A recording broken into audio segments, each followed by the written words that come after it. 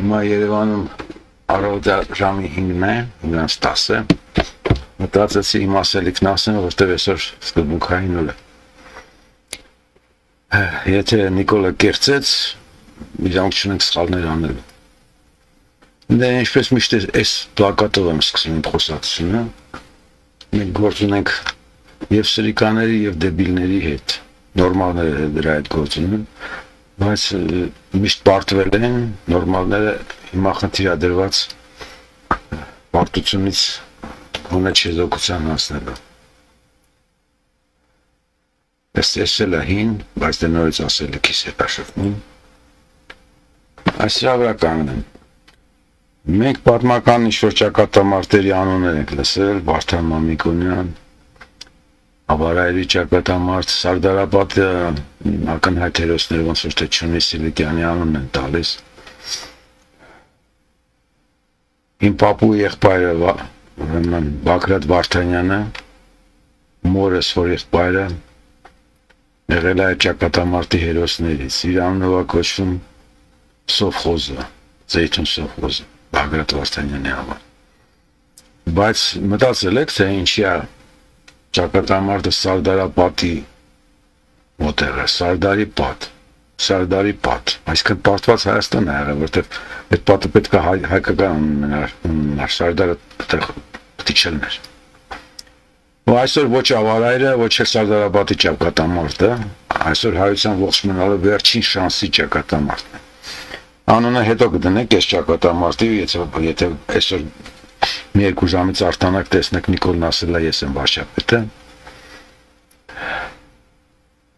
Շատ հնարավոր է ինքը դա անի, շանսը շատ մեծ է, դրա համար ես նախորդ եմ խոսում։ Այս հակաինտելեկտուալ դեմքից է կախված, թե հայությունը այսօր ինչպես կշարունակի իր ապագան։ Ու այս դեմքով մարդկանց մենք իրավունք չունենք պաշտոնի տալու, բայց գործը հասավ սրանց։ Այս դեմքերից մեկն է, այստեղ կարող է ինքը չկա, կոնկրետ այս մեկ էս Հովակիմյան կոչեցյալը, կենտրոնական ընտրական հանձնաժողովի նախագահն ովքեր չգիտեն ասել։ Բայց այս մյուս դեպքերը կան։ Հայությունը հասել է նրան, որ ինքը մարդու ինտելեկտը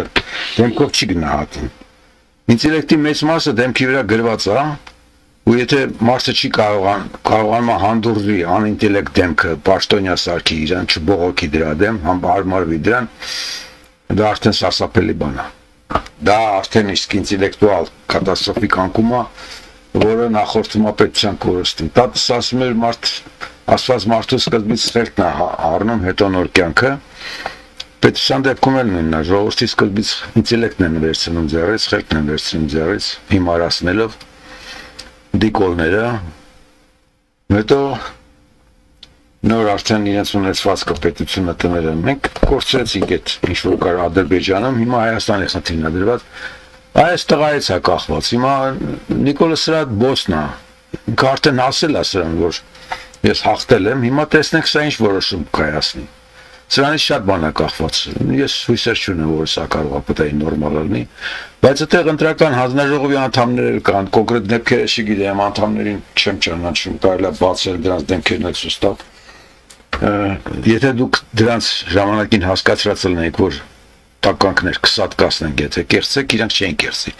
Բայց քանի որ մենք այդ հասունությունը չունենք քաղաքացիական, իրանք Նիկոլին են լսելու։ Որոշ sense օթից կախված թվեր եւ եզրակացություններ անեմ։ Ուրեմն իմ կարծիքով իշխանությունից անմիջականորեն կախված է բնակչության մոտ 25%-ը։ Դրանք են պետական աշխատողներ, դպրոցի դիրեկտորներ, որտեղ ընտրական հանձնաժողովներն են, դրանց բարեկամները, մերձավորները։ Այդ մի առանձին կաստա է, պրոիշխանական կաստան է, տարբեր երկրներում տարբեր թիվ է, բայց Հայաստանում քանի որ մենք տնտեսություն չունենք, ազատ տնտեսություն չկա, կապիտալիզմ իսկական չկա, ոչ մի բան էլ Հայաստանում չկա, սոցիալիզմն էլ չկա, ոչ բան էլ չկա։ Այս շերտը շատ է, 25%-ը։ Սրանք ճիվաղներ են, ովքեր իրենց հացի համար ազգ ու երկիր են կործանում։ Մարդիկ բաշարող են, այսպես ասած, բայց ձեր հաշվին, նորմալների հաշվին։ Ուրեմն 25% մոտ ձայն Նիկոլը սրանցից ունի, ցանկացած իշխանություն սրանցից ունի։ Սերժիորոք Սերժինն էին սրանք, Ռոբիորոք Ռոբինն էին։ Նիկոլի մնացած ձայները գալիս են երկու աղբյուրից, կեղծիքներից ու կատարյալ դեբիլներից։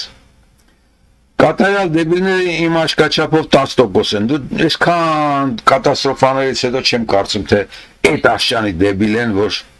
10%-ից շատ են։ Ու ստացվում է որ Նիկոլը մոտավորապես 35% իսկապես իր օքսին քվեարկողներ կարող են լինել։ Եթե ինքը գրեց, որ 35%-ից շատ է հավաքել, ուրեմն կեղծել են ձայները։ Կեղծել է ով էստեղ են մյուս ընտրական հանձնաժողովները, որտեղից տվյալները հավաքվել գնացել են։ Ու հիմա գիշերվա ընթացքում իրանք դզում փչում էին այդ տվյալները։ Ես չգիտեմ ինչ թիվ էսօր գրը։ Բայց եւ ես այսին բաննա, որ Ռոբն ու Սամվելը դրանց խոսքը որ լսում ես կատաստրոֆիկ են։ Ռոբի մեջ կյանքը չկա, մահացած այնտեղ մարդ, հա։ Սամվելն էլ ինչ-որ տարօրինակ փափկություն ունի, ես չգիտեմ ինքը ոնց է միլիարդեր դառել։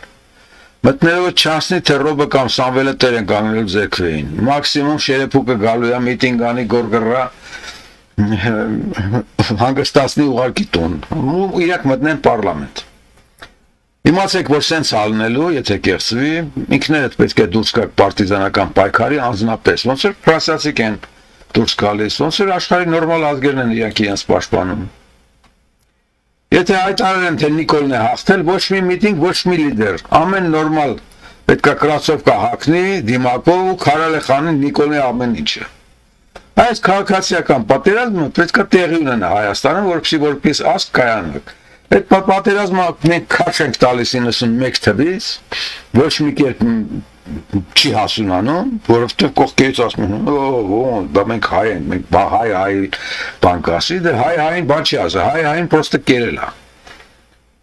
սաղ սալամատ կերել է։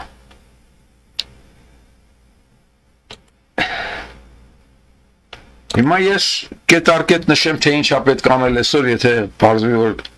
Նիկոլը հայտարարում է, որ ես եմ հաղթել։ Եթե չի հայտարարի, թե հաղթել է, ապա դուք քաղաքացիական անհնազանդությամբ հաղթելու հազարու մի տարբերակ ունեք։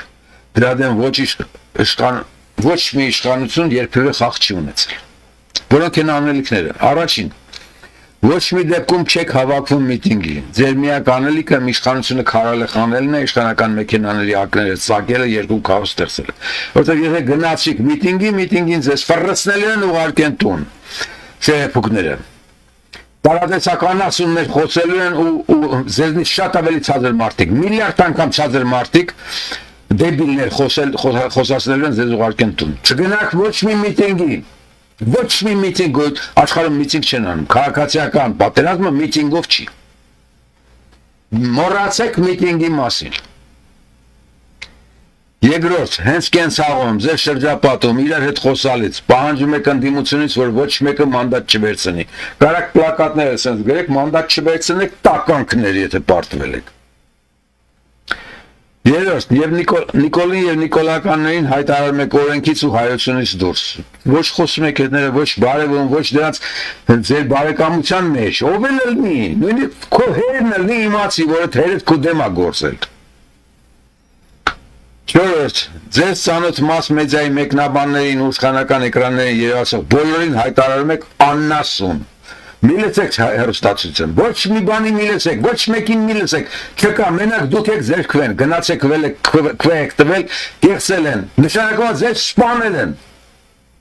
Եթե ձեր ձայնը հաշվի առնված չի,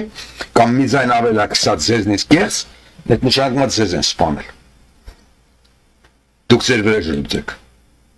Հինգերորդ, կանայք աման չամանով ամեն մեկն իր բակում զրնգացնում է օր ու գիշեր, մենակով թե հարևաններով, կապ չունի, մի սպասի թե մեկը կանի հետ։ Ինքը դուրս արի սկսի ծնգացացնել, կգան, կխփեն, ինչ կանեն, չեն սպանի, դիմացի, բայց դու քունն արա։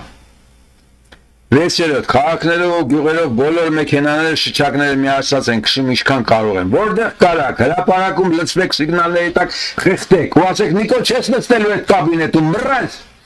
Պարլամենտ, չես մտնելու պարլամենտ, կեղտեր։ Յոթերորդ, պետական բոլոր հիմնարկների մուտքերի մոտ հավաքվում եք ու քֆուր եք տալիս գործի գնացողներին։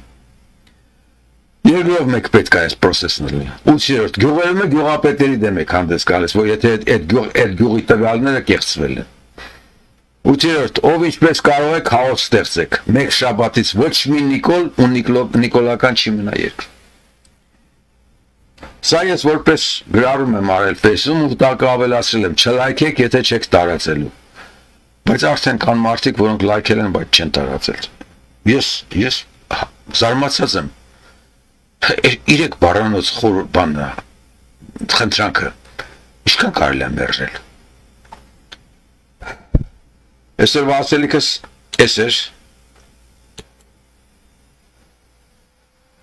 Մնացածը կրկնությունն է։